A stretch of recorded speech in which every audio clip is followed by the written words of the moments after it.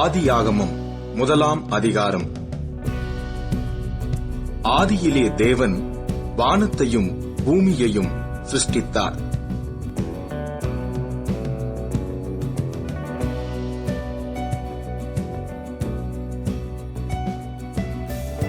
வெளிச்சம் உண்டாகக் கடவது என்றார். வெளிச்சம் நல்லது என்று தேவன் கண்டார். வெளிச்சத்தையும் இருளையும் தேவன் வெவ்வேறாக பிரித்தார்.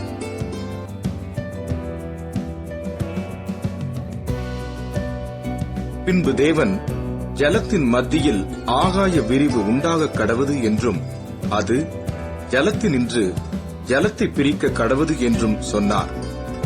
தேவன் ஆகாய விரிவை உண்டு பண்ணி ஆகாய விரிவுக்கு கீழே இருக்கிற ஜலத்திற்கும் ஆகாய விரிவுக்கு மேலே இருக்கிற ஜலத்திற்கும் பிரிவுண்டாக்கினார். அது அப்படியே ஆயிற்று.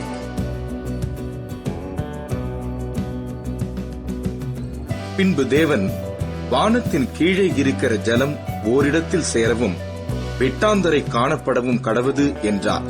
அது அப்படியே ஆயிற்று. பூமியானது புல்லையும் விதையை பிறப்பிக்கும் பூண்டுகளையும் பூமியின் மேல் தங்களில் தங்கள் விதையுடைய கனிகளை தங்கள் தங்கள் ஜாதியின்படியே கொடுக்கும் கனி விருட்சங்களையும் முளைப்பிக்க கடவது என்றார். பின்பு தேவன் பகலுக்கும் இரவுக்கும் வித்தியாசம் உண்டாகத்தக்கதாக வானம் என்கிற ஆகாய விரிவிலே சுடர்கள் உண்டாகக் கடவது.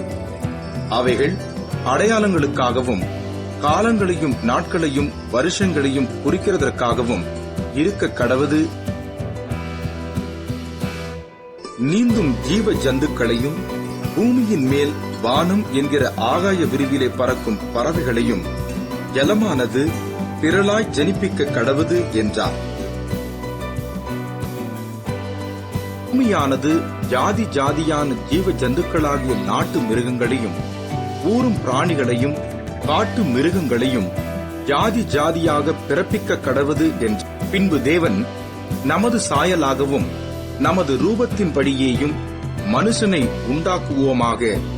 அவர்கள் சமுத்திரத்தின் மச்சங்களையும் ஆகாயத்து பறவைகளையும் மிருக ஜீவன்களையும் பூமி அனைத்தையும் பூமியின் மேல் ஊறும் சகல பிராணிகளையும் ஆளக் கடவர்கள். இவ்விதமாக வானமும் பூமியும் அவைகளின் சர்வ சேனையும் உண்டாக்கப்பட்டு தீர்ந்தன. தேவன் தாம் செய்த தம்முடைய கிரியையை 7ஆம் நாளிலே நிறைவேற்றி தாம் உண்டாக்கின தம்முடைய கிரியைகளையெல்லாம் முடித்த பின்பு 7ஆம் நாளிலே ஓய்ந்திருந்தார்.